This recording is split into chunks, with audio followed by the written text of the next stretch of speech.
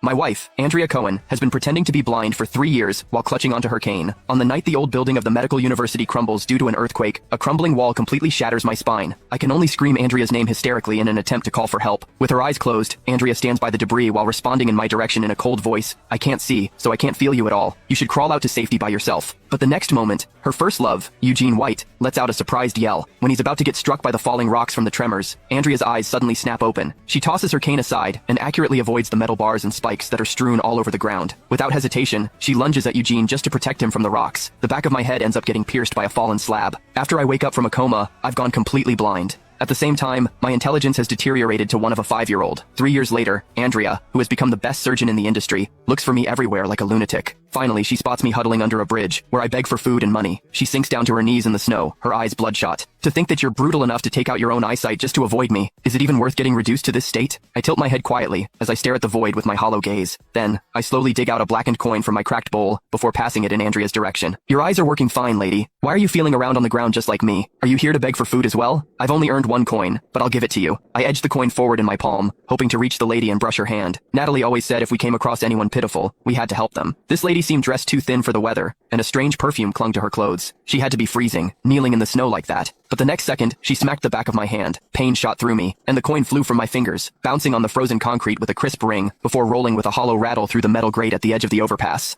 My money. Panic clawed my throat. I scrambled across the icy ground on my hands and knees. Without that coin, I wasn't getting any hot buns. I groped my way to the drain, forcing my fingers into the narrow gaps of the grate. My money fell in. That's for my food. The grate was caked with rust and jagged ice, slicing open the backs of my hands and fingers. I didn't feel the pain. All I cared about was that coin. Natalie worked so hard sweeping the streets every morning, and I couldn't lose it. Colin Gibson, haven't you had enough of this farce? A gust of expensive perfume hit me right before a cold hand clamped brutally around my chin. Her grip was ironclad as she yanked my head up. Just how far are you willing to go to get back at me? Playing blind? Acting crazy? Crawling out here to beg? Your acting is so pathetic it makes me sick. I had no idea what she was talking about. My chin ached, and her nails dug into my skin. Unable to see her, I flailed my hands to shove her away. Let go of me, you nasty lady. You're trying to steal my money. You made me lose my money. I broke down in sobs, tears mixing with melting snow in my mouth, salty and bitter. Pedestrians on the sidewalk slowed down, muttering, "She's all dressed up and bullying a blind disabled person? She even slapped away his money. That's low. Call the cops." His hands are bleeding. Hearing someone stand up for me made me cry harder. Nasty lady, give my money back. The lady must have felt humiliated.